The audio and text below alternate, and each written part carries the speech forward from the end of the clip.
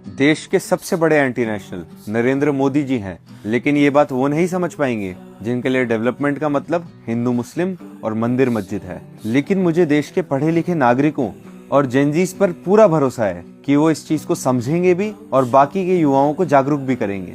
जो US trade deal Narendra Modi ji ने Donald Trump के साथ में साइन करी है, उससे ये साफ पता चलता है that the PM is compromised. Narendra Modi ji दबाव में है और दबाव में आकर देश विरोधी नीतियों को बढ़ावा दे रहे हैं। मैं आपको ट्रेड डील की कुछ मुख्य शर्तें समझाता हूँ। जब पहले हमारे देश में विदेश से फसल आती थी तो सरकार उस पर टैक्स यानी कि टैरिफ लगाती थी ताकि विदेशी फसल ज्यादा सस्ती ना हो और हमारे देश के नागरिक हमारे देश के किसानों की फसल ज्यादा खरीदें। पर अब नरेंद्र मोदी जी ने अमेरिका के आगे घुटने टेक दिए और जीरो टैरिफ के लिए अग्री कर लिया।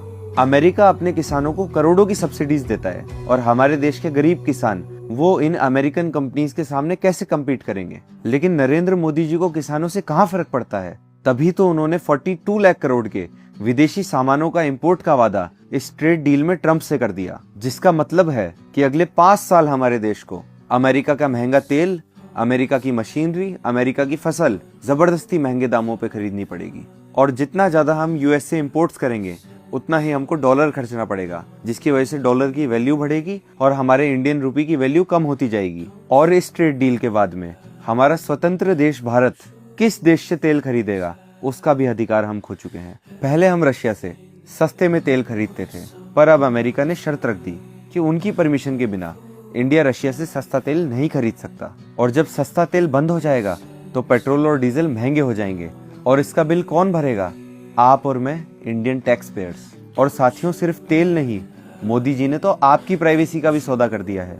इस ट्रेड डील में ये शर्त है कि 140 करोड़ भारतीयों का डेटा अमेरिका जाएगा। आपकी बैंक डिटेल्स, आपकी मेडिकल हिस्ट्री और आप फोन पे क्या क्या देखते हैं, सब डेटा बिना किसी रोक टोक के अमेरिकन कंपनीज के पास जाएगा। जिस प्रधानमंत्री का काम हमें सेफ्टी प्रोवाइड करना था, उसी की वजह से आज हम लोग डिजिटल गुलाम बनने जा रहे हैं। अब सवाल ये उठता है कि मोदी जी इतने कॉम्प्रोमाइज्ड क्यों हैं? आज इनके दोस्त अडानी पर अमेरिका में 2200 करोड़ की रिश्वत का केस चल रहा है और अमेरिका की रिसेंटली रिलीज्ड एप्स्टीन फाइल्स में इनके व्यापारी दोस्तों और इनके बीजेपी के बड़े बड़े नेताओं का नाम भी मौजूद है। और अभी भी 2.5 मिलियन एप्स्टीन फाइल्स रिलीज होना बाकी है, जिससे नरेंद्र मोदी जी डरे हुए हैं और इसी डर के कारण ट्रंप नरेंद्र मोदी जी को ब्लैकमेल कर पा रहा है। ये लड़ाई हम सभी जेनजीज और इस देश के युवाओं को इस एंटी नेशनल सरकार के खिलाफ लड़नी है, क्योंकि हम सच्चे देशभक्त हैं और किसी कॉम्प्रोमाइज्ड पीएम की वजह से हमारे देश को नहीं बिकने देंगे। जय हिंद।